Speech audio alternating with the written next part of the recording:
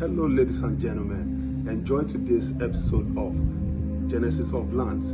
Watch, listen and learn, and don't forget to click the subscribe button and comment below on what you feel about today's video.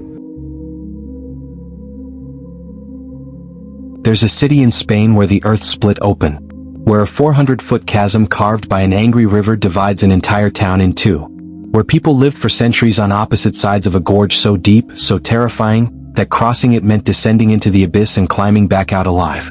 And then in 1735, someone decided to build a bridge. Not at the bottom where it was safe. At the top, where the gorge screams widest. Where one mistake meant 50 people falling to their deaths. Where it would take 34 years, 2 architects, revolutionary machinery, and stones quarried from the bottom of hell itself to span the impossible. This is Ronda. The clifftop city that refused to be divided. The town that bet everything on a bridge. The place where tragedy became triumph. And where, to this day, a single stone archway holds two worlds together. But here's what they don't tell you. The bridge almost killed more people than it saved. And the architect who finally completed it may have jumped from it himself. Was Ronda built to defy nature? Or was it cursed by it? The 6th century BC. The Celts arrived in southern Iberia and found a rocky plateau surrounded by mountains. A natural fortress. Defensible. Strategic. Terrifying. They called it a Ronda. Then came the Phoenicians. Then the Romans, who turned it into a thriving city called a Sinopo, building a theater that could seat 2,000 people. The Visigoths conquered it in the 5th century AD. Then in 711, the Moors swept through Iberia, and Ronda became one of the jewels of Al-Andalus. For 700 years, the Moors ruled Ronda. They built palaces, bathhouses, underground staircases carved into the cliffside that descended 300 steps to the Guadalquivir River below, ensuring water access even during sieges.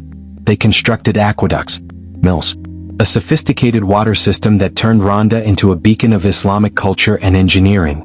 But there was always the gorge, El Taha, the Gash, a 120-meter deep canyon that split the plateau in two. On one side La Ciudad, the old Moorish town. On the other side nothing. Just wilderness, just cliffs, just the roar of water cutting through stone. The Moors built 2 small bridges at the bottom of the gorge. Puente Romano in the 13th century. Puente Arabe older still. But they were low, circuitous, flooded when the river rose. To cross from one side to the other meant descending steep paths, crossing at the bottom and climbing back up. It was exhausting, dangerous, slow. But for centuries it didn't matter. Because Ronda was a fortress. And fortresses don't need convenience. They need walls. They need isolation. Until they don't. May 20th, 1485. The Catholic monarchs, Ferdinand and Isabella, were in the final stages of the Reconquista. The last Muslim kingdom, Granada, was crumbling.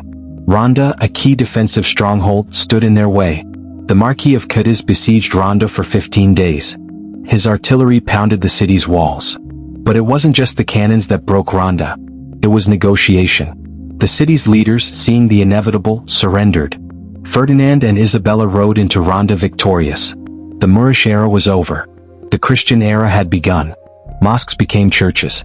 The Islamic bathhouses fell silent. The Arab rulers were exiled or killed. The conquerors redistributed land to Spanish nobles as spoils of war. But the gorge remained. And now, something new was happening on the other side. After the Reconquista, merchants flooded into Ronda. Traders, artisans, pilgrims. The town was thriving. But there was a problem. Space. La Ciudad, the old Moorish town, was crowded, confined within ancient walls. So the merchants did what merchants always do. They set up shop outside the gates. On the far side of the gorge, a new neighborhood began to form. El Mercadillo, the little market. By the 18th century it wasn't little anymore. It was the commercial heart of Ronda, the center of trade, the beating pulse of the region. But to get there from La Ciudad you still had to descend into the gorge. Cross at the bottom. Climb back up. It was unsustainable. Dangerous. Maddening. In 1542, the citizens of Ronda formally requested permission to build a new bridge. A bridge at the top of the gorge. A bridge that would directly connect La Ciudad with El Mercadillo. A bridge that would change everything. It took nearly 200 years for anyone to take them seriously. 1735 King Felipe V finally approved the construction of a new bridge over El Taha. The architects José Garcia and Juan Camacho were hired. They designed a single arch structure. Bold, elegant, fast, Too fast. The bridge was completed in just 8 months. In 1741, it opened to the public. People crossed it. Merchants used it. For a brief moment, Ronda was whole. And then one day the bridge collapsed. 50 people died. Men, women, children. Crushed on the rocks 400 feet below. The entire structure crumbled into the gorge like a broken promise. The rubble stayed there for years. A monument to hubris. A warning carved in stone and bone.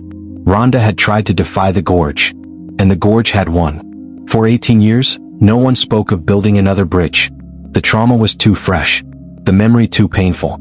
To even suggest it felt like tempting fate. But by 1759, the city had no choice. El Mercadillo was thriving. La Ciudad was choking. The two halves of Ronda needed each other. And the only way to survive was to try again. This time they brought in the best. Domingo Lois de Monteagudo, one of Spain's most renowned architects, was hired to design a bridge that would never fall. He understood what the first architects didn't. That speed was the enemy. That the gorge demanded respect. That every stone, every arch, every calculation had to be perfect. He designed a 3-arch structure. Massive. Reinforced. Built from the bedrock up. He oversaw construction until 1778, completing the bottom third of the bridge. Then he disappeared from the project. No one knows why. By 1785, construction had stalled. The people of Ronda were losing faith, so the city brought in another genius, José Martín de Aldehuela, an architect famous for designing the Malaga Cathedral and an 11-kilometer aqueduct that brought water to the city. If anyone could finish what Monteagudo started, it was him. Aldehuela didn't just complete the bridge. He reinvented it. He built on Monteagudo's foundation, adding 2 more arches at the top. He created a chamber above the central arch, a room suspended 300 feet above the river. He turned engineering into art. But there was a problem. How do you lift massive stone blocks from the bottom of a 400-foot gorge to the top? Enter Juan Antonio Diaz Machuca, a Ronda native, a builder, an inventor. He designed a revolutionary system of pulleys and lifting equipment that could hoist quarried stones from the gorge floor to the construction site. Machines that had never been built before. Machines that made the impossible possible. For 34 years workers carved, lifted, built, stone by stone, arch by arch. The bridge grew, slowly, painfully, dangerously. Finally, in 1793, the Puente Nuevo was complete. It stood 98 meters tall, 322 feet, the tallest bridge in the world at the time. It spanned 66 meters across the gorge. It wasn't just a bridge. It was a fortress, a cathedral, a declaration that humanity could conquer nature if it was patient enough, stubborn enough, willing to sacrifice enough. The people of Ronda crossed it, tentatively at first, then confidently. The bridge didn't fall. It didn't crack. It didn't collapse. It stood, and it has stood ever since. But there's a legend, a dark whisper that still circulates through Ronda streets. José Martín de Aldehuela, the architect who completed the bridge, allegedly fell to his death from it shortly after its completion. Some say he slipped. Others say he jumped. That after finishing his greatest work, he decided there was nothing left to create. That the Puente Nuevo was his masterpiece, and masterpieces should be final. The truth? He didn't die in Ronda. The legend is false. But it persists. Because great stories need great endings. And what could be more fitting than an architect sacrificing himself to his own creation? The bridge had another purpose. The chamber above the central arch, the room Aldehuela designed, became a prison. During the Spanish Civil War from 1936 to 1939, it was used as a torture chamber. Nationalist and Republican forces both used it. Captured prisoners were interrogated, tortured, and according to legend, some were thrown from the windows to the rocks below. Ernest Hemingway, who spent summers in Ronda, wrote about it in his novel For Whom the Bell Tolls. In the book, fascist sympathizers are thrown from cliffs in an Andalusian village. Hemingway allegedly based the scene on real events in Ronda. On bodies falling from the bridge. On death plummeting 400 feet into silence. Today the chamber is a museum. €2 to enter. No torture. No executions.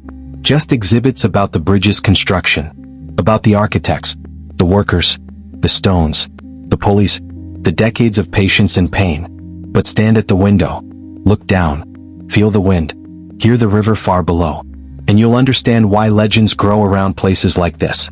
Because some places are too dramatic, too terrifying, too beautiful not to be haunted. Ronda survived. The bridge connected La Ciudad and El Mercadillo. The town flourished. Artists came. Writers. Poets.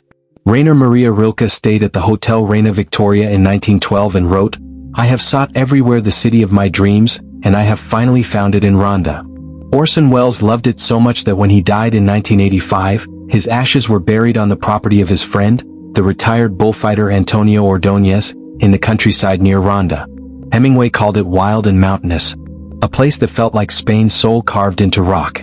Today, Ronda is one of Andalusia's most visited towns. Tourists walk across the Puente Nuevo. They stand at the edge. They take photos.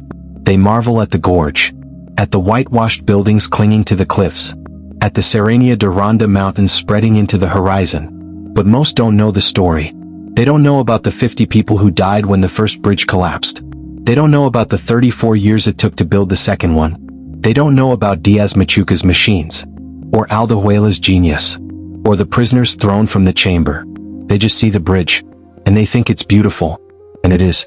But it's also a monument to stubbornness, to refusal, to a city that looked at a 400-foot gorge and said, "We will not be divided." From a Celtic fortress to a Roman theater to a Moorish jewel to a Christian conquest to a bridge that defied death itself. Ronda is proof that some places are worth fighting for, worth dying for, worth 34 years of patience and faith. The gorge tried to split Ronda in two, but Ronda built a bridge, and the bridge won. So here's the question. If your city was divided by an impossible chasm, would you try to bridge it?